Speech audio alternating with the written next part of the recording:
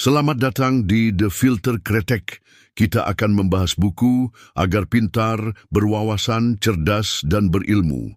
Tapi sebelum itu, subscribe, like, and comment. Mari kita menyelami dunia.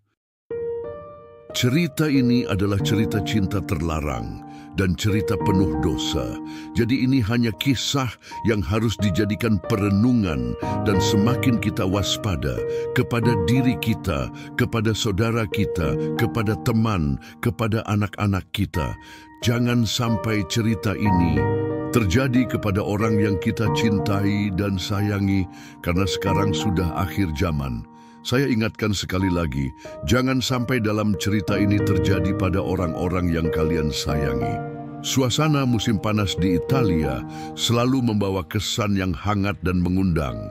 Elio Perman tahu betul betapa memikatnya musim panas itu. Panas yang menyengat, angin yang sejuk datang dari lembah, suara jangkrik yang bersahutan, dan aroma buah-buahan segar yang memenuhi udara. Namun, bagi Elio musim panas kali itu akan berbeda. Sesuatu yang baru, yang tak pernah ia bayangkan, akan mengubah hidupnya. Elio seorang remaja berusia 17 tahun, penuh rasa ingin tahu, penuh gairah, dan terkadang penuh keraguan. Ia adalah seorang anak yang cerdas, berbakat dalam musik, dan hidup dalam dunia yang tak jauh dari keluarganya di sebuah rumah yang tenang di utara Italia. Selama musim panas, keluarganya menerima tamu, seorang mahasiswa Amerika yang datang untuk bekerja bersama ayah Elio, seorang profesor, namanya adalah Oliver.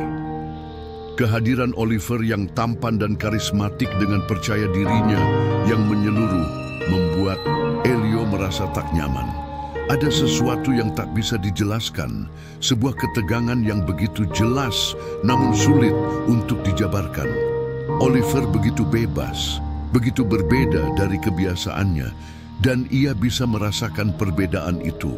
Begitu banyak yang ingin Elio katakan, namun ia hanya diam, tertegun dalam kebingungan yang membuncah dalam dirinya. Oliver, dengan segala ketidakpeduliannya, memulai hari-hari dengan berjalan dengan langkah santai, berbicara dengan penuh keyakinan. Ia tak peduli siapa yang mendengarnya. Sebelum lanjut, don't forget to comment, like, and subscribe. Ia tampak tidak tertarik pada Elio, seolah Elio hanyalah bagian dari latar belakang yang tak penting. Namun, di dalam diri Elio, perasaan itu terus berkembang. Sebuah kerinduan yang tak terucapkan, sebuah hasrat yang memuncak. Hari-hari berlalu dengan perlahan, dan setiap detik yang berlalu semakin menegangkan. Elio merasa seperti ada dunia yang terpisah antara dirinya dan Oliver. Sebuah dunia yang begitu jauh untuk bisa dijangkau, namun begitu dekat, seperti tangan yang tak sengaja menyentuh kulit kita. Elio terperangkap dalam pikirannya, memerhatikan gerak-gerik Oliver. Bagaimana ia tertawa, bagaimana ia berbicara, bagaimana ia mengabaikan dirinya, bahkan dengan penuh sengaja. Ada keinginan yang mulai tumbuh dalam diri Elio, meskipun ia mencoba untuk menolaknya. Kenapa harus dia? Kenapa Oliver? Semua itu bertabrakan dalam benaknya. Cinta, hasrat, atau hanya sekadar keinginan untuk dipahami, untuk dilihat. Dan kemudian di suatu hari yang tak terduga, semuanya berubah. Mereka terjebak dalam sebuah percakapan yang mengubah segalanya. Oliver berkata dengan ringan, tanpa beban, "Call me by your name and I'll call you by mine." Perkataan itu seperti semburan api yang menghanguskan seluruh keraguan dalam diri Elio. Dalam satu kalimat, sebuah dunia baru dibuka, sesuatu yang tak terkatakan, sebuah keinginan yang terpendam begitu dalam. Ada ketegangan yang tiba-tiba menjadi begitu nyata antara Elio dan Oliver.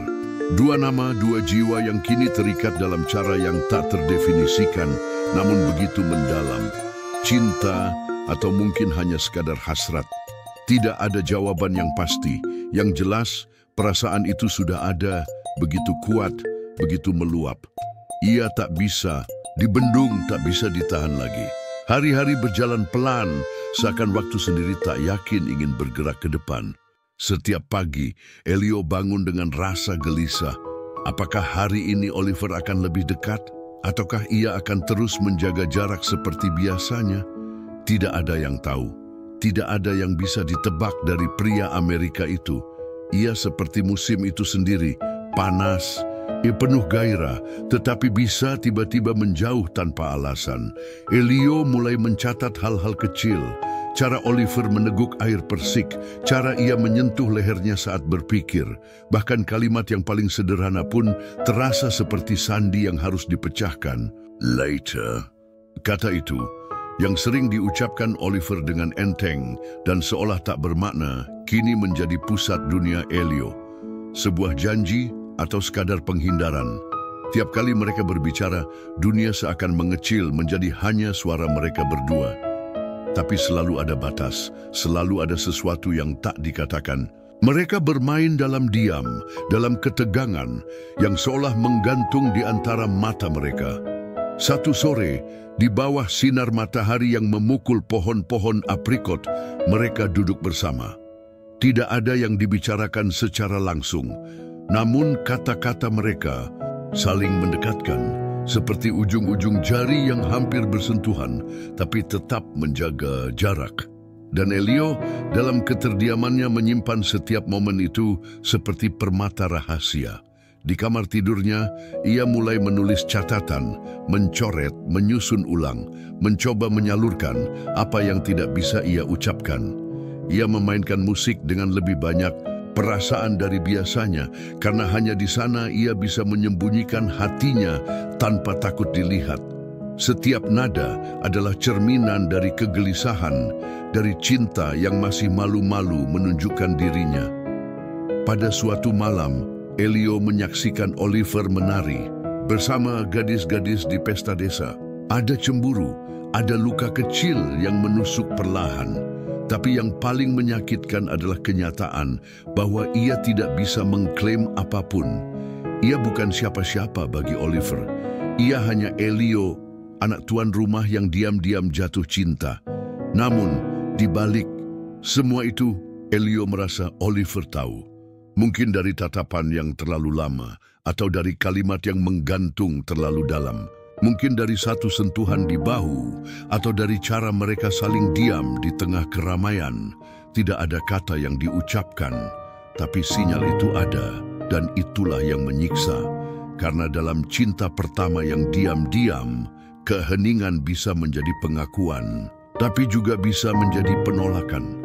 Panas musim itu semakin menjadi, tapi bukan hanya karena matahari Italia yang menggantung di langit. Ada sesuatu yang lebih membakar. Di antara Elio dan Oliver, keheningan kini tak lagi cukup untuk menyembunyikan perasaan. Mereka tahu. Mereka telah tahu sejak lama. Hanya saja belum ada yang berani mengatakannya. Sampai akhirnya Elio tidak bisa lagi menahan diri. Di sebuah sore yang tenang, mereka berjalan menyusuri jalanan berbatu di luar kota. Tak ada siapa-siapa, hanya mereka berdua. Elio memberanikan diri dengan suara yang hampir tidak terdengar, tapi cukup untuk menggetarkan dunia dalam dirinya. Ia mengatakan bahwa ia ingin lebih dekat. Ia tidak menggunakan kata-kata cinta, tidak menggunakan kata-kata besar, tapi Oliver mengerti. Dan akhirnya, Oliver menjawab, bukan dengan kata-kata, tapi dengan genggaman, hanya sebentar, hanya sekejap. Tapi cukup untuk meruntuhkan tembok ketakutan yang telah mereka bangun selama berminggu-minggu. Malam itu Elio tidak bisa tidur. Tubuhnya gemetar, bukan karena takut, tapi karena hasrat yang kini bebas bernafas. Ia membayangkan Oliver. Cara ia tertawa, cara ia mencium angin dengan mata terpejam. Dan akhirnya ketika waktu tak bisa lagi menahan mereka, mereka bertemu kembali di keheningan malam. Kali ini bukan untuk berbicara, tapi untuk menyatu. Tubuh mereka bersentuhan, perlahan, penuh rasa takut, namun juga keberanian. Mereka mencari satu sama lain, dalam gelap, dalam keheningan, dalam napas yang tercekat. Setiap sentuhan adalah kalimat yang tak pernah terucapkan. Setiap ciuman adalah puisi yang tidak pernah ditulis. Elio merasakan tubuh Oliver hangat, nyata, tidak seperti dalam mimpinya. Dan ketika mereka bersatu, dunia berhenti. Tidak ada waktu, tidak ada tempat, tidak ada dosa, tidak ada masa depan. Hanya ada sekarang. Dan cinta yang akhirnya menemukan bentuknya. Ketika pagi tiba, Oliver pergi lebih dulu. Seperti biasa. Tapi kali ini ia meninggalkan jejak di tempat tidur, di kulit Elio, di dalam jiwanya. Dan Elio tahu ia tidak akan pernah sama lagi. Hari-hari sesudahnya berjalan seperti mimpi yang tak ingin dibangunkan. Elio dan Oliver kini tak lagi terikat oleh keheningan. Mereka tertawa lebih bebas, saling menyentuh tanpa terlalu banyak alasan. Waktu terasa lebih hidup, lebih hangat. Setiap tempat menjadi lebih berarti. Pohon aprikot, kolam di kebun, jalan setapak di antara batu tua. Semuanya kini memiliki kenangan mereka. Namun bayang-bayang itu sudah mulai muncul. Tak bisa dihindari. Karena musim panas akan selesai dan Oliver harus kembali ke Amerika. Mereka tidak membicarakan itu, tidak secara langsung, tapi setiap hari yang lewat menjadi lebih berat. Setiap malam yang mereka habiskan bersama terasa seperti hadiah yang sebentar lagi akan direnggut. Elio mulai memperhatikan hal-hal kecil. Tas koper Oliver yang sudah mulai terisi sedikit demi sedikit. Atau cara Oliver memandang laut seolah ia mengucapkan selamat tinggal. Mereka melakukan perjalanan ke Roma, kota yang riuh, yang kontras dengan desa yang tenang, seakan ingin memperpanjang ilusi bahwa mereka bisa melarikan diri dari kenyataan. Mereka menyusuri jalanan kuno, menghadiri pesta para penyair, berbagi ranjang, berbagi dunia. Tapi Elio bisa merasakannya. Oliver mulai menarik diri, tidak dengan sengaja, bukan karena tak cinta, tetapi karena tahu apa yang akan datang. Dan akhirnya, hari itu tiba. Di stasiun kereta, Elio memeluk Oliver untuk terakhir kalinya. Panas musim itu tak terasa lagi, hanya dingin yang perlahan merayap di dalam dada. Oliver mencium dahi Elio. Tidak ada janji, tidak ada "aku akan kembali". Hanya pelukan yang terlalu singkat dan kata-kata yang terlalu sedikit. Kereta bergerak dan Elio berdiri diam. Ia tidak menangis. Tidak di sana. Tapi sesampainya di rumah, tubuhnya runtuh. Tidak ada kata yang cukup untuk menggambarkan kehilangan itu. Cinta pertamanya, sentuhan pertama, segalanya. Dan kini hanya ada keheningan. Ayah Elio dengan kebijaksanaan yang tenang duduk bersamanya.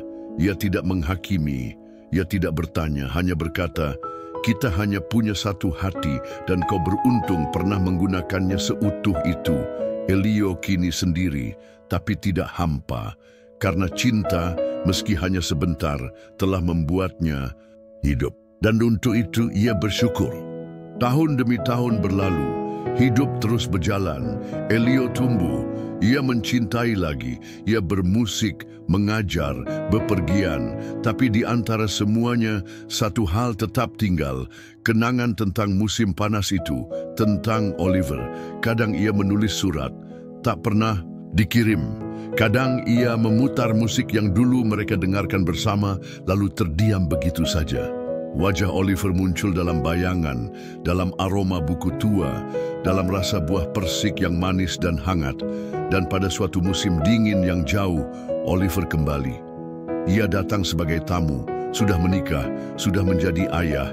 Tapi ketika mereka bertemu, ketika mata mereka bertemu, waktu seolah membalik. Tak ada yang benar-benar berubah, hanya dunia di sekitar mereka yang kini berbeda. Mereka berjalan bersama, berbicara, tertawa kecil, berbagi kenangan. Tapi yang paling terasa bukanlah kata-kata yang diucapkan, melainkan yang tertahan, yang tetap tinggal di antara tatapan. Elio bertanya apakah Oliver mengingat tempat tidur mereka. Apakah ia masih mengingat malam ketika mereka bersatu dan dunia runtuh di sekitar mereka? Oliver mengangguk, lalu ia berkata, saya ingat segalanya, itu saja. Tapi cukup untuk membuat dada Elio sesak oleh kehadiran masa lalu. Dan ketika Oliver pamit untuk kembali ke kehidupannya, Elio berdiri lama di depan jendela, memandangi bayangan pria yang pernah menjadi segalanya. Namanya masih hidup di dalam Elio. Tidak pernah mati, tidak pernah benar-benar pergi. Di dalam dirinya Elio masih memanggil nama itu. Dalam tidur, dalam mimpi, dalam sunyi. Masih berharap walau tahu takkan kembali seperti dulu.